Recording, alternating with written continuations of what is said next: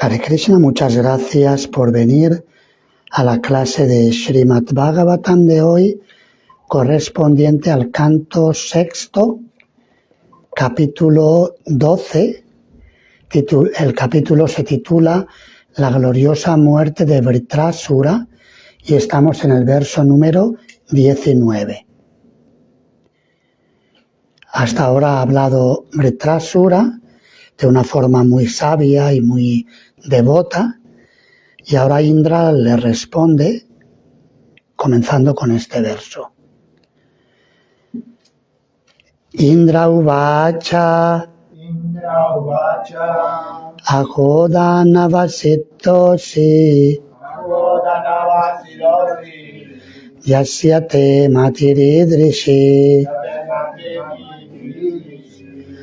bhakta sarvatmanatmanam suridam jagadishvaram. Traducción y significado por su divina gracia, Srila Prabhupada. Indra uvacha. Indra dijo, aho, hola, Danava, oh demonio, Siddhasi, tú eres ahora perfecto,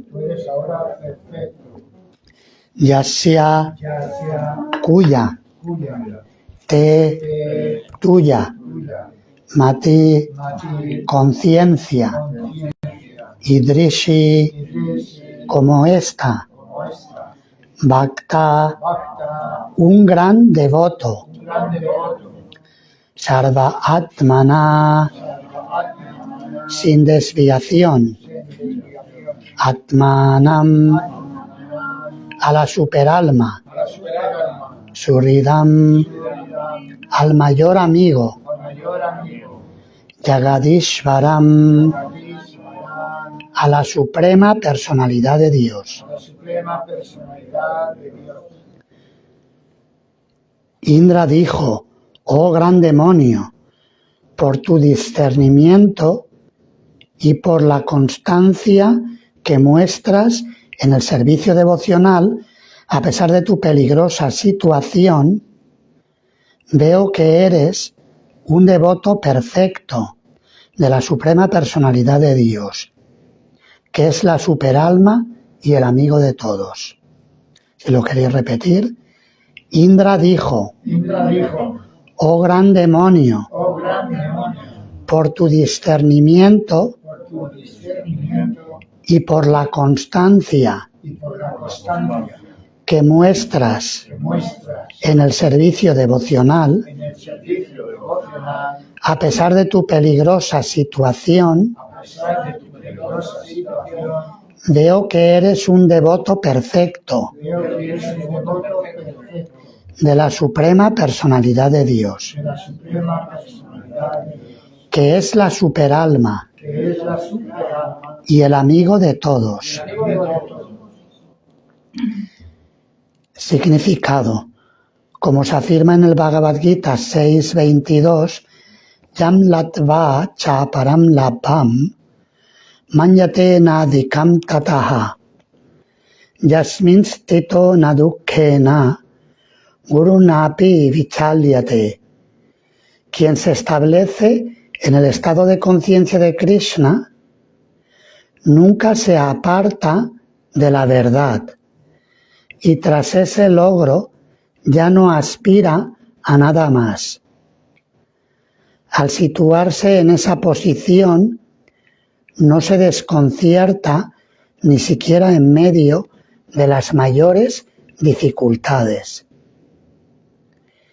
El devoto puro no se perturba ante ningún tipo de situación comprometida. Indra se sorprendió de ver que Vritrasura permaneciese firme y libre de perturbación en el servicio devocional del Señor, ya que semejante mentalidad es imposible en un demonio. Sin embargo, por la gracia de la Suprema Personalidad de Dios, todo el mundo puede llegar a ser un devoto excelso. Striyo Vaishyas Tata Shudras Tepiyanti Param Gatim. El devoto puro tiene asegurado el regreso al hogar, de vuelta a Dios. Indra Uvacha Ahodanavasittosi Yasyate Matiridrishi Bhakta Sarvatmanatmanam Suridam Jagadishvaram. Indra dijo: oh gran demonio, por tu discernimiento y por la constancia que muestras en el servicio devocional, a pesar de tu peligrosa situación, veo que eres un devoto perfecto de la Suprema Personalidad de Dios, que es la superalma y el amigo de todos. Om Akyanate Mirandasya Yananjana Shalakaya Chakshurum Militam Yena Tasmai Shri Gurave Namaha. Nama Om Vishnu Padaya Krishna Prestaya Bhutale Srimate Bhakti Vedanta Swami Nitinamine. Namaste Sarasvate Deve Gauravani Pracharine Nirvishesha Shunyavadi Paschatyadechatarine Vanchakalpa Tarupyascha Kripa Sindupya Evacha Patitanam Pavanebhyo Vaishnavebhyo Namo Namaha. En este verso y significado hay dos temas muy importantes en los que vamos a centrar la sesión de hoy. Una es que la persona que alcanza el estado de conciencia de Krishna no se perturba ni siquiera en medio de las mayores dificultades. Evidentemente hay diferentes grados de avance en conciencia de Krishna y por lo tanto hay diferentes grados de libertad de perturbación cuando hay dificultades. Es decir, sería algo proporcional. Cuanto más consciente de Krishna es alguien, menos le afectan los problemas de la existencia material. Ese sería un tema. Y el otro tema es que el servicio devocional puro no está limitado por las diferencias materiales. Como dice aquí Srila Prabhupada, incluso alguien que haya nacido en familia de demonios y alguien que tenga, digamos, podríamos decirlo así, que tenga sangre de demonio, puede volverse un devoto puro de Krishna y avanzar en todos los sentidos. Y eso se extiende también a todos los ámbitos, al ámbito social, en las cuestiones de género, cuestiones de, digamos, coeficiente intelectual, fuerza física, lo que sea. No importa lo que uno tenga o no tenga, no constituye una limitación para volverse un devoto del Señor. Esos son los dos temas en los que vamos a hacer lo posible por focalizar los comentarios de hoy. Y también podéis hacer preguntas y comentar al respecto cuando llegue el momento. Voy a tratar de no hacerlo muy largo para que haya tiempo para poder comentar. Así que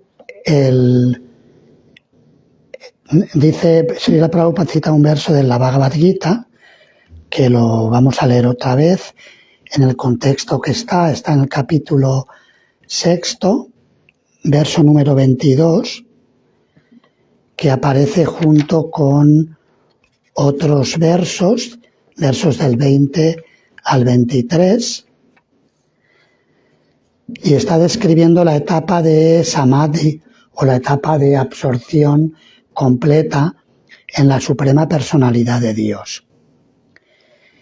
La descripción está en el contexto del yoga clásico, pero se aplica por igual al Bhakti Yoga. El Bhakti Yoga, de hecho, al final de este capítulo, Krishna dice que de todos los yogis, aquel que desarrolla Bhakti, que lo hace con fe, la práctica espiritual, es el yogi que ha avanzado más en esa práctica.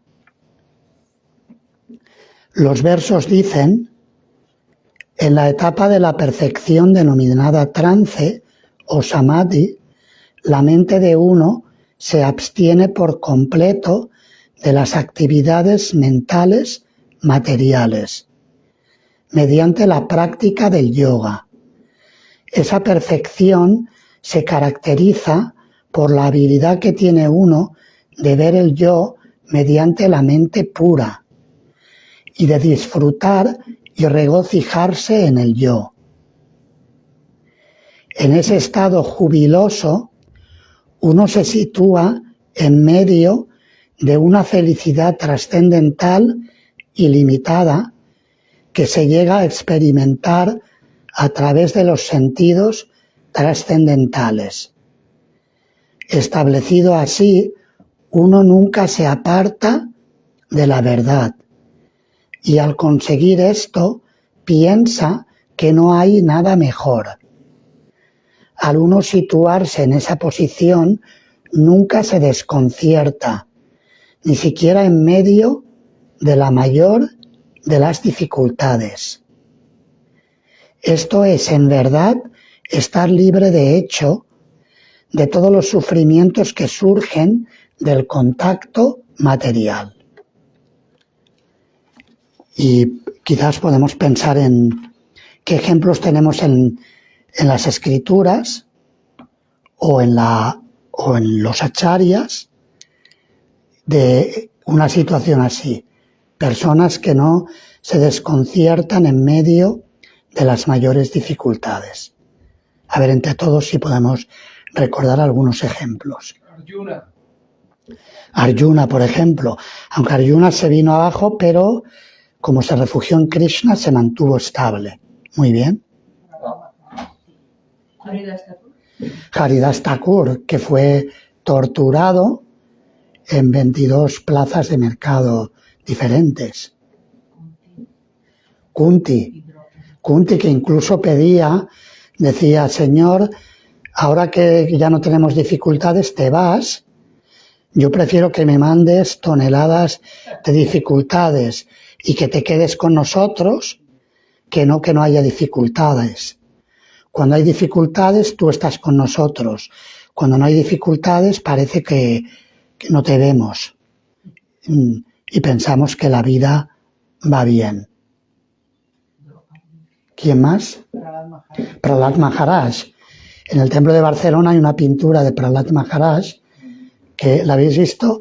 Está Prahlad Maharaj así, con cara muy tranquilo. Yo digo, qué tranquilo que lo han pintado, porque tiene las serpientes que le están rodeando y que le van a picar, pero él está así con la cara de felicidad, con las manos juntas, viendo a Krishna y no viendo el peligro que tiene delante.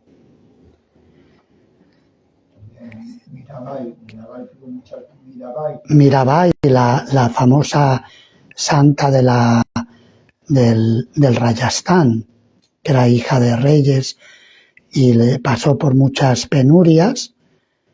Su marido, ella estaba absorta en Krishna, la obligaron a casarse prácticamente hablando y tuvo que pasar por muchas dificultades. Dicen que bebió veneno, ¿no? Que le dieron veneno para beber y no le afectó el veneno que le dieron. Raghunath Das Goswami también, sus padres no le dejaban ir a ver a Sri Chaitanya Mahaprabhu y le pusieron muchas pruebas. Bueno, ha dicho la escritura, ¿no? O los acharyas también. No, pero hay otro, por ejemplo, el Señor Jesucristo, pero bueno, Jesucristo también fue torturado y, sin embargo, pidió por aquellos que le estaban maltratando, igual que Haridas Thakur. Draupadi también tuvo que... Le mataron sus 5 hijos, por ejemplo, cuando estaban durmiendo. Dhruva Maharaj, él hizo austeridades, pero sí, su padre y su madrastra lo rechazaron. Quizás a él no le dolió tanto que lo rechazara su madrastra, porque tenía su madre, pero que su padre lo rechazara, eso sí que le dolió mucho. Muchas veces duele más cuando un ser querido es el que nos maltrata, que cuando es alguien que no conoces. Si es alguien que no conoces, no duele. Cuando es alguien querido, entonces eso es más doloroso. Por eso los divorcios, las rupturas, suelen ser dolorosas por los vínculos que se han establecido en las relaciones. Yadavārata también fue torturado por sus hermanos y luego lo iban a matar, ¿sí? Muy bien.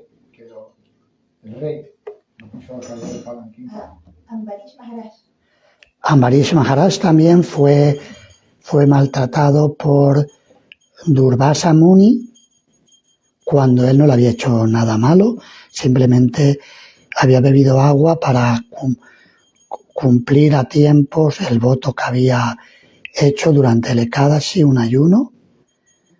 Sin embargo, el yogi se molestó de que no lo hubiera esperado antes de romper su ayuno.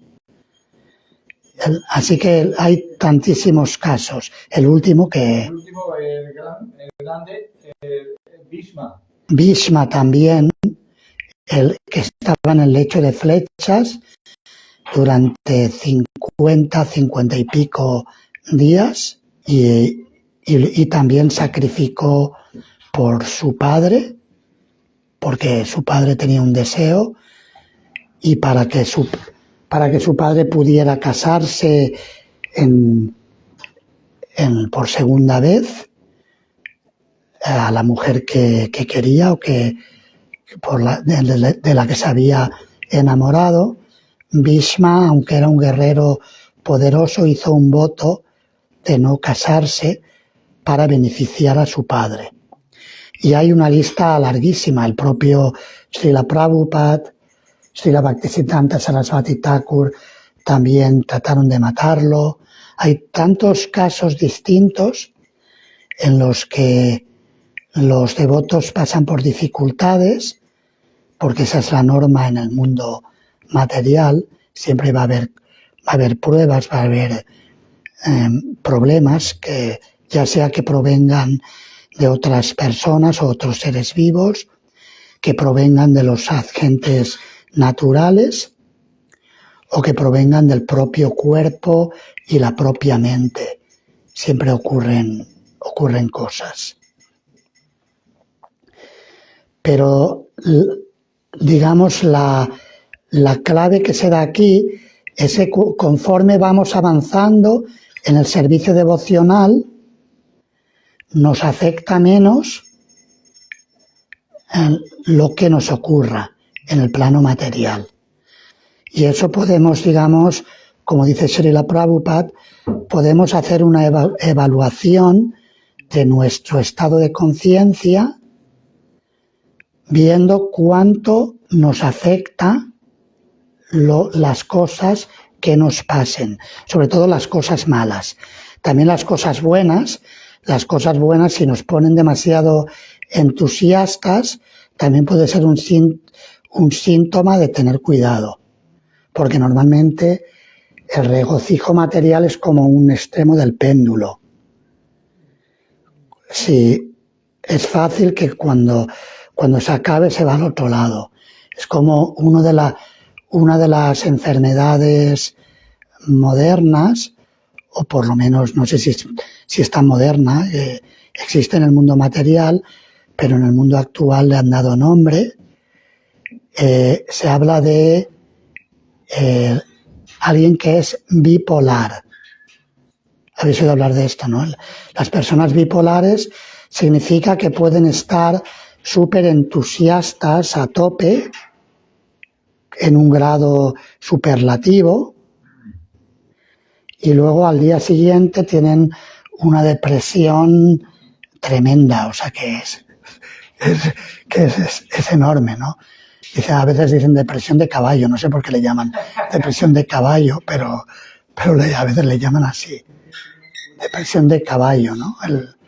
Los que tomaban droga tenían, ¿cómo decían? El caballo. El caballo es un tipo de droga.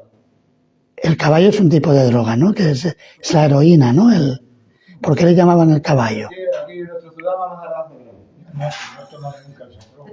El caballo nunca, no. Pero ¿por qué le llamaban así? No sé si ahora le siguen llamando, pero antiguamente yo recuerdo de jovencito lo había escuchado. Muy fuerte el caballo. ¿Pero por qué le llaman caballo? ¿Porque es muy fuerte? Mucho, es muy, Vale. muy rápido. Vale, porque es espitosa. Vale, ok. Entendido. No sé qué será. Todo lo contrario. Pero a veces dicen depresión de caballo, vendrá de ahí. Cuando baja la droga, tiene una depresión de... Igual será eso, igual viene de ahí. Yo he escuchado esa expresión, no sé si la habéis oído, alguien que tiene una depresión de caballo. Sí, muchísimo. Antes se decía mucho.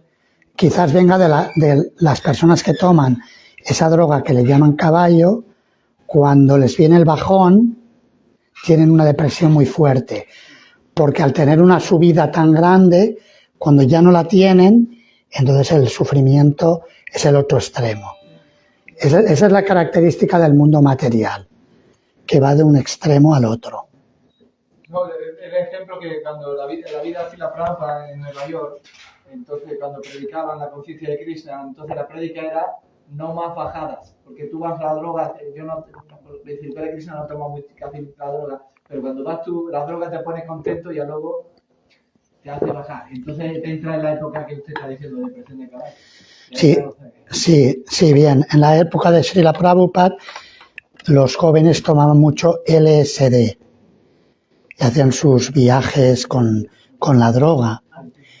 En época anterior, de toda la vida, la gente lo ha hecho con el alcohol. Ahora mezclan alcohol y otras drogas, pero el efecto es el mismo. Tiene un subidón, le quitan, desinhiben. Había un tipo de licor que anunciaban, era un whisky o algo así, gente sin complejos. ¿Y por qué era? Porque el alcohol permite que se quiten todas las inhibiciones que la persona tiene. Pero luego cuando baja, tiene dificultades. Y de hecho vomita, a veces le tienen que llevar al hospital.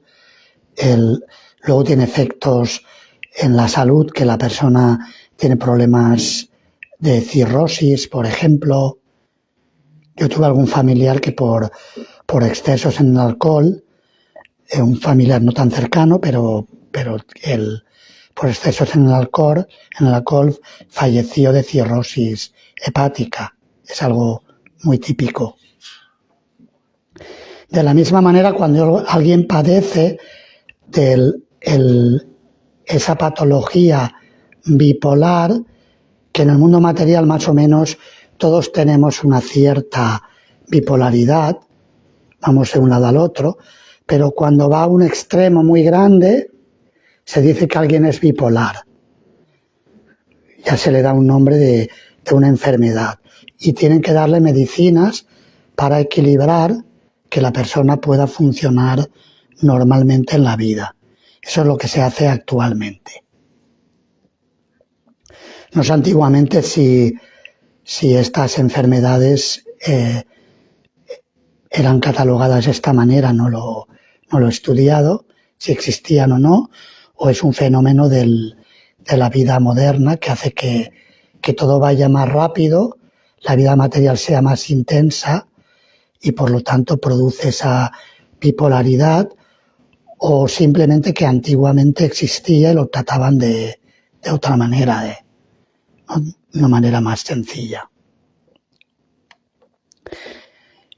Entonces el hecho es que en el mundo material lo que es la euforia producida por cosas materiales tiene el otro extremo. Mientras que en el plano espiritual, la persona que tiene el éxtasis divino no experimenta esos bajones de la misma manera que una persona materialista. Si bien es cierto que existe, por ejemplo, el éxtasis en sentimientos de separación, como manifestó Sri Chaitanya Mahaprabhu, y como a veces los acharyas expresan en sus canciones Vaishnavas, pero no es un bajón material en el que existe sufrimiento, sino que ese aparente sufrimiento es otra variedad del éxtasis divino. Y por eso dice aquí que la persona no se desconcierta, el devoto avanzado no se desconcierta ni siquiera en medio de la mayor de las dificultades. Se menciona el caso también de Maharaj Pariksit, que había sido maldecido a morir en 7 días. En un sentido, esa puede ser la mayor de las dificultades. Si te dicen que te queda solamente una semana de vida, normalmente diríamos, bueno, avísame con más tiempo, ¿no? ¿Verdad? A veces cuando nos piden algo, a los que nos gusta organizarnos la vida un poco, si nos piden un servicio en el momento, ¿puedes hacer esto ahora?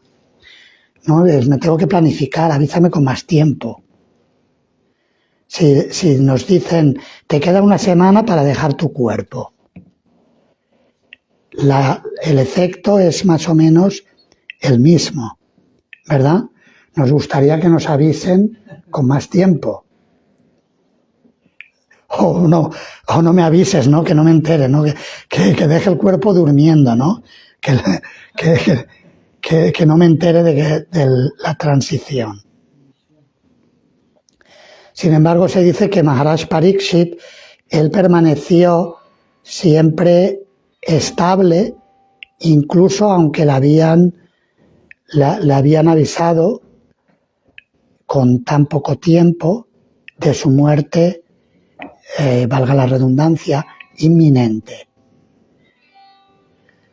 Así que ese es uno de los temas que se mencionan en este verso y se aplican a la personalidad de Vritrasura. Vritrasura no estaba perturbado, aunque sabía que iba a morir. Él lo tenía claro que Indra lo iba a matar en la lucha. Y no estaba perturbado en lo más mínimo. Y esto nos lleva al segundo tema del verso, que Indra le está alabando, le está diciendo, tú lo saluda, oh, Prabhupada lo traduce palabra por palabra, hola, demonio, aho Dánava, hola demonio, ¿qué tal estás? ¿Cómo te va? Aho Dánava. Vamos a ver de nuevo el verso. Aho Dánava Siddhosi, oh, hola demonio, has alcanzado la etapa perfecta, Siddhosi. Una persona que alcanzó la perfección. Yasyate matir idrishi, porque tienes tu visión, tu conciencia está clara, tu conciencia está perfecta.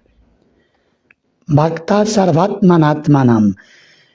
Por lo que veo, eres un gran devoto que no tiene desviaciones. Dice Bhakta Sarvatmana, en todas las circunstancias, en todas las condiciones de vida. Prabhupada traduce en este contexto Sarvatmana, sin desviación, en cualquier caso. Y dice que en todas las situaciones tú visualizas Suridam Jagadishvaram, a la personalidad de Dios, que es el amigo de todos. Jagadishvara, el controlador del universo, Suridam, que es el mejor amigo. Y esto nos lleva a este punto, que cualquiera puede volverse un devoto avanzado del Señor, sin importar cuáles sean sus orígenes. Como se suele decir, que todo santo tiene un pasado y todo pecador tiene un futuro también. Entonces, es decir, que una persona santa puede haber cometido en el pasado acciones abominables, pero porque se ha entregado a Krishna, eso ya no importa. Evidentemente, eso no hay que malutilizarlo para seguir cometiendo actividades abominables. Pero el punto es que no hay que... De hecho, cuando Srila Bhaktivinoda Thakur comenta acerca de la primera de las 10 ofensas al canto del santo nombre, Sadhu Ninda, ofensas a los Vaishnavas, explica diferentes razones por las cuales se puede criticar a un Vaishnava. Y una de ellas son sus actividades pecaminosas previas. Esa persona que va a ser avanzada espiritualmente, sí hacía tal y cual cosa. Sí, lo que fuera, ¿no? Hizo esto, hizo lo otro. Es decir, que así es como, ese sería una de los errores, el criticar a alguien en base a esto, a un Vaishnava, y por otro lado también el criticar a un Vaishnava en base a su género, porque sea mujer o porque sea hombre o porque sea lo que sea, el criticar a esa persona en base a lo externo, eso también es una ofensa, si esa persona está entregada al servicio del Señor, o por su condición social.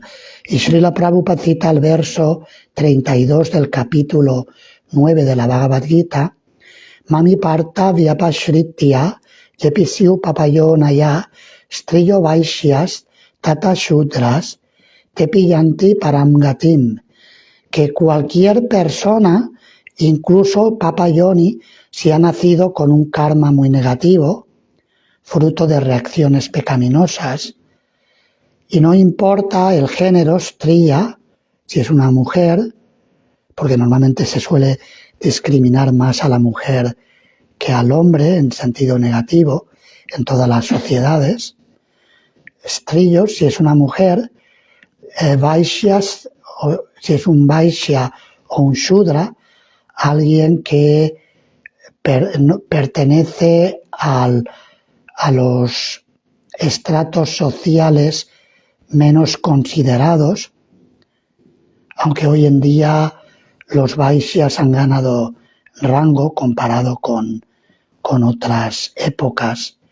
En otras épocas los comerciantes no eran tan bien considerados socialmente. Se consideraba que tenían menos capacitación o menos privilegio. Según la literatura védica, el Shudra y el Vaishya tienen influencia, el Shudra de Tamoguna, de la ignorancia, y el Vaishya de una mezcla de Tamoguna y Rajoguna, ignorancia y pasión. en el sistema Varnashrama. El Kshatriya tiene una mezcla de pasión y bondad, y el Brahmana tiene una predominancia de la bondad. Y generalmente en la sociedad Varnashrama se consideraba un karma mejor si alguien tiene características de Brahmana o de Kshatriya que de Vaishya o de Shudra. Y por eso en este verso Krishna menciona a los Vaishyas y a los Shudras. Pero en realidad lo que dice el verso es que esto no importa. O sea que no hay que enzarzarse en un debate de justicia social, porque no es de lo que va la afirmación de Krishna. La afirmación de Krishna va de que incluso si no hay justicia social, que lamentablemente en el mundo material pocas veces la hay, y en Kali Yuga menos,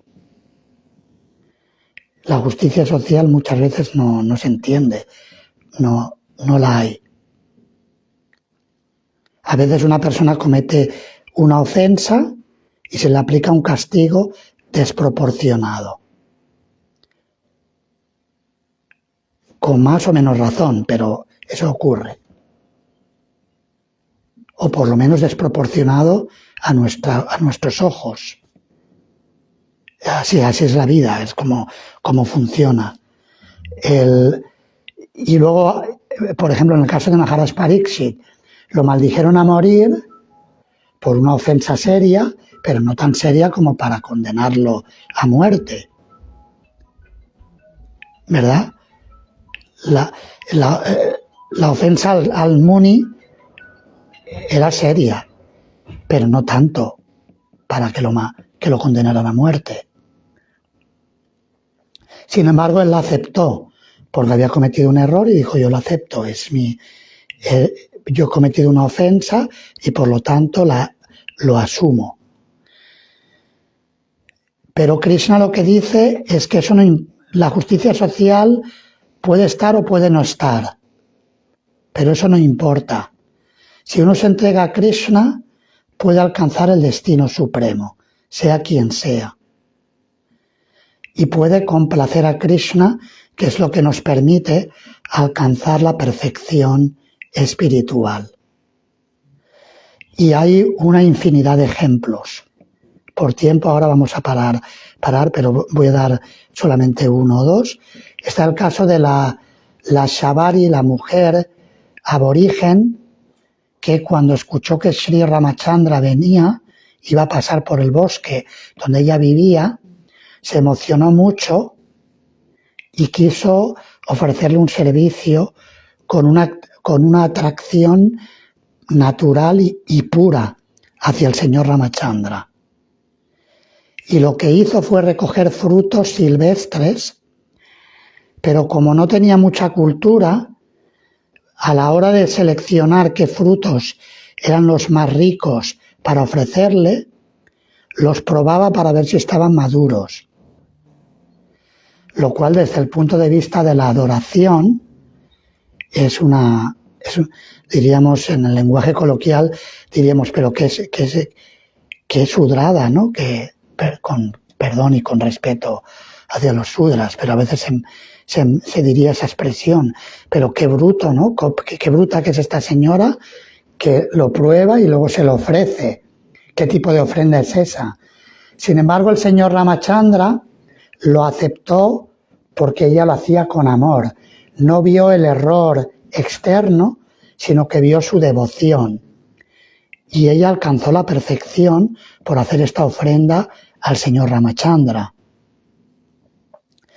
Así que encontramos tantísimos ejemplos en la literatura védica que están ahí de personas que externamente no reunían los requisitos. Mrigari el cazador, por ejemplo, y hay una larga lista, y cómo el Bhakti hace que todos los errores se subsanen y que todo se ponga en su lugar. Estos son los dos temas que queríamos comentar. Ahora, si queréis hacer alguna pregunta o algún comentario. Dos comentarios. primer comentario me parece un poco como raro que lo llame a Britrasura, lo llame gran demonio. Entonces parece un poco raro, ¿no? Aunque después del verso dice que es un devoto, ¿no? Claro, porque si es una gran personalidad nos dice que no hablas de una identificación con el cuerpo de la persona, que en este caso es Britrasura. Y la segunda sería... Pero eso es un comentario, es un comentario, vale, yo ahora responderé al comentario, vale. Y lo otro sería que aquí, en un verso antes, le dijo Britrasura, en versos anteriores, Britrasura ha dicho que el destino está ya creado y que yo voy a morir, ¿no? Pero unos versos antes le dijo, a veces cuando uno pelea no sabe el resultado que va a haber, no sabe si vas a ganar o vas a perder. Eso es comentario. Sí, pero parece que en este caso sí lo sabía. Britrasura sabía que iba a perder porque sabía que Indra estaba del lado de Vishnu, que Vishnu estaba del lado de Indra y que por tanto él estaba destinado a morir a manos de Indra, lo sabía. En ese caso, y al respecto de por qué lo llama demonio, es porque él estaba haciendo el papel de un demonio creando perturbación en el universo. A veces ocurre que a alguien le toca hacer un rol en la sociedad o en el universo y ese era el rol que tenía y lo llamó por el rol que estaba desempeñando. Por ejemplo, también a Prahlada Maharaj, aunque hay alguna diferencia entre Prahlada y Britrasura, pero a Prahlada Maharaj se le llama a veces en relación a su familia de asuras, porque nació en ese linaje. No sé si tenga que ver con el tema, pero la vez pasada nos pusimos en una discusión, algunos devotos, sobre este tema. Era, no sé si está bien dicho, decir que la cultura védica era racista o discriminatoria, porque yo ponía el ejemplo de que, por ejemplo, cuando Maharaj Pariksit vio a la personalidad de la muerte, dijo, tú vistes como rey, pero eres negro y tus ropas son azul y rojo, que es de la realeza. Entonces nos ensartamos en esa discusión. Yo quería saber si se puede decir que en la cultura védica había racismo, había discriminación. O sea, yo diría que la cultura védica bien aplicada no es racista, porque está basada en el Sanatana Dharma, en el principio de que todos son almas espirituales eternas, que Krishna vive en el corazón de todos y por lo tanto toda persona, sin importar las diferencias psicofísicas, es digna del máximo respeto. Esa sería la cultura védica bien aplicada. La cultura védica mal aplicada ya no es védica, ya no estaría bien dicho que es védico, pero puede existir una cultura védica mal aplicada, lo cual le quita el que merezca ese nombre. Por ejemplo, en el Bhagavad Gita Krishna dice, Vedaischa sarvaira jameva vetya, a través de los Vedas yo he de ser conocido. La cultura védica que no reconoce la naturaleza espiritual de todos los seres y la conexión con Dios y su naturaleza divina y por lo tanto fomenta un comportamiento coherente con esa visión, deja de ser védica. Puede ser muy discriminatoria, como en el caso de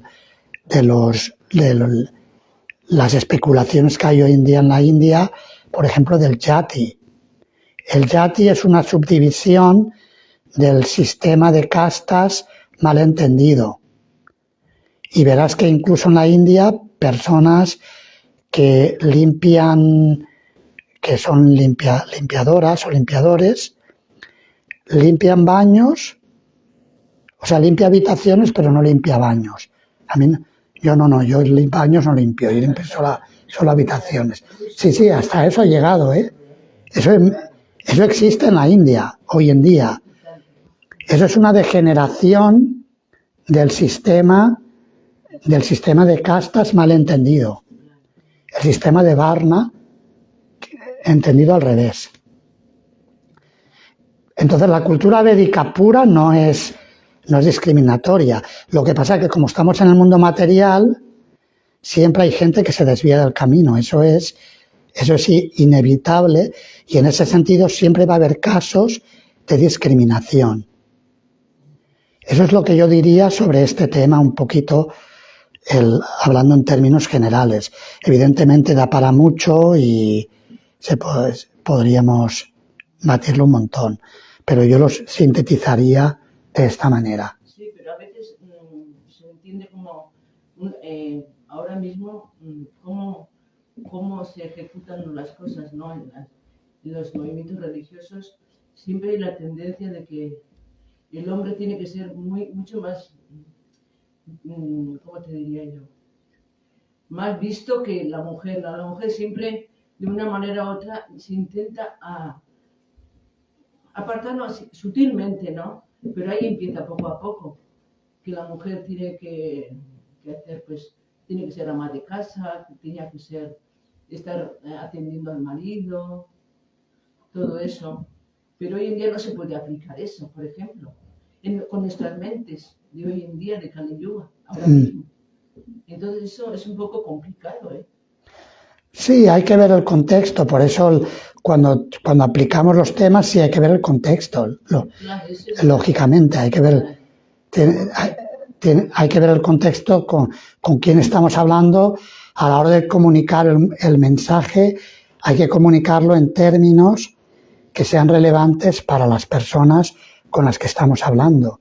Incluso hoy en día, si hablamos con los jóvenes, el cambio generacional se nota mucho más rápido que incluso antes, porque el mundo con las nuevas tecnologías y con toda ¿cómo le llaman? La ingeniería social que hay ahora, que hay toda una ingeniería social que está ahí, hace que todo esté cambiando muy rápido.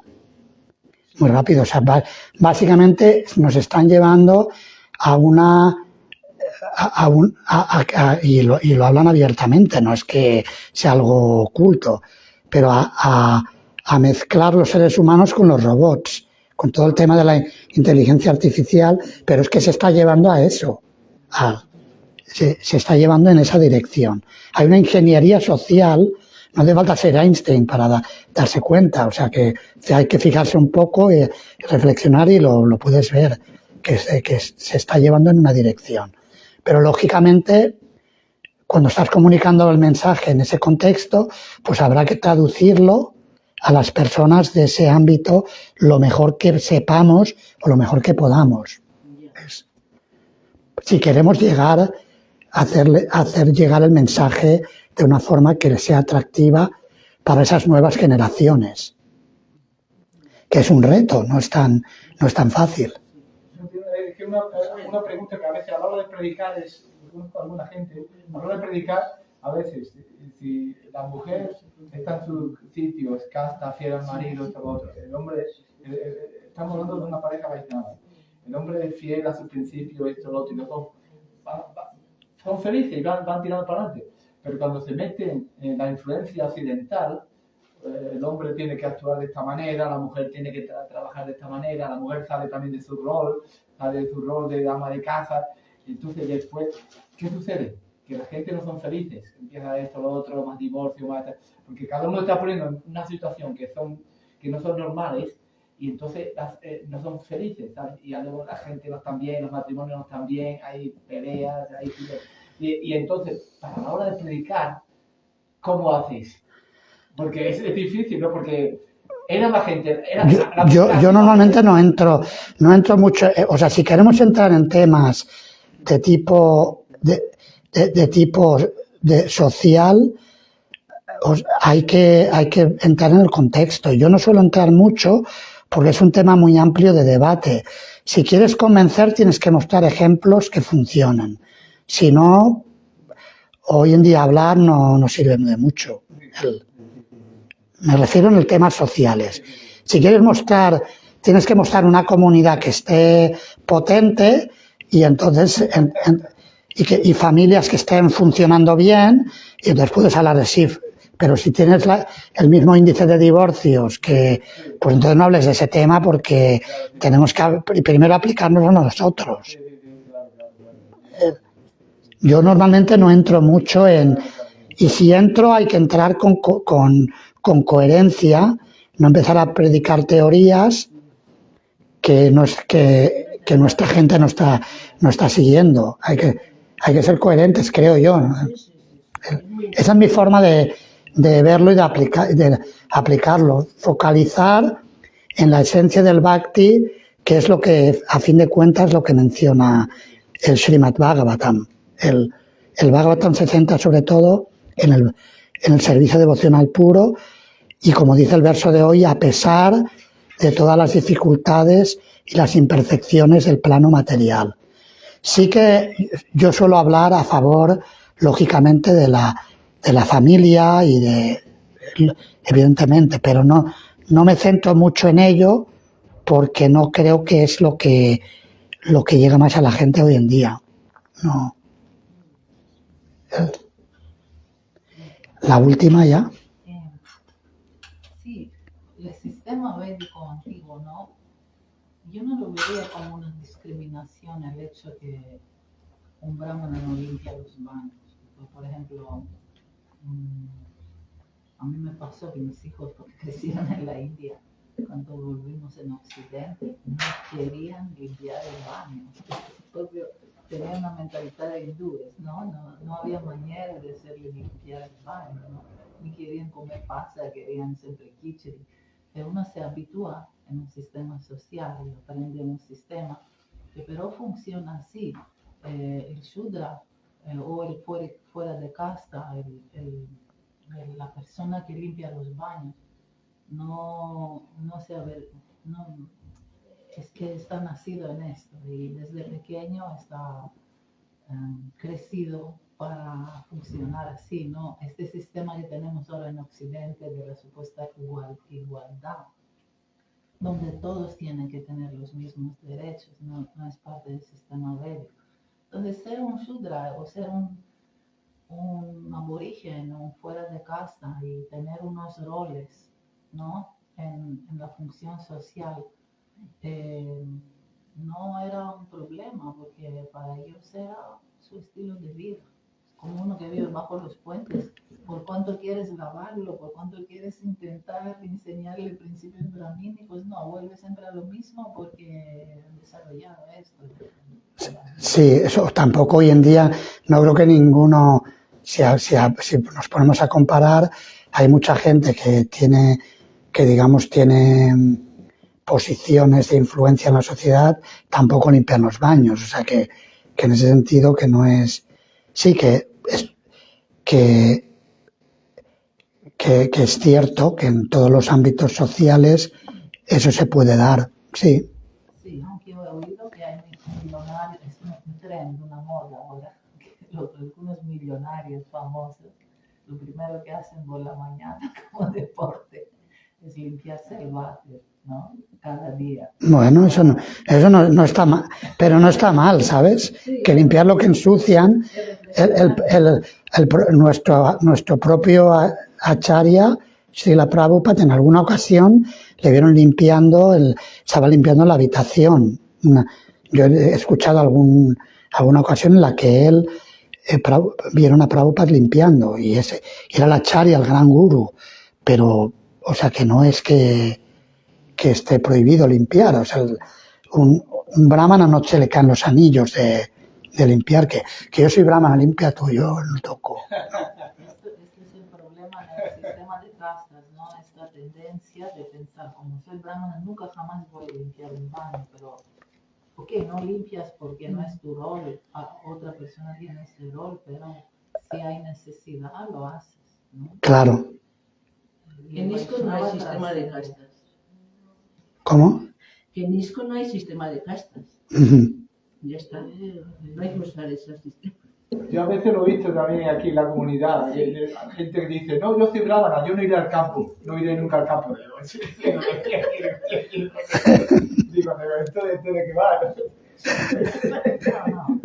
Sí, es lo más maravilloso. Bien, terminamos, leo el verso y ya terminamos. Indra dijo, oh gran demonio, por tu discernimiento y por la constancia que muestras en el servicio devocional, a pesar de tu peligrosa situación, veo que eres un devoto perfecto de la suprema personalidad de Dios, que es la superalma y el amigo de todos. Muchas gracias, Hare Krishna. Srila Prabhupada ki jai. Granta Raj Srimad Bhagavatam ki jai. Nitai Gaur Premanande.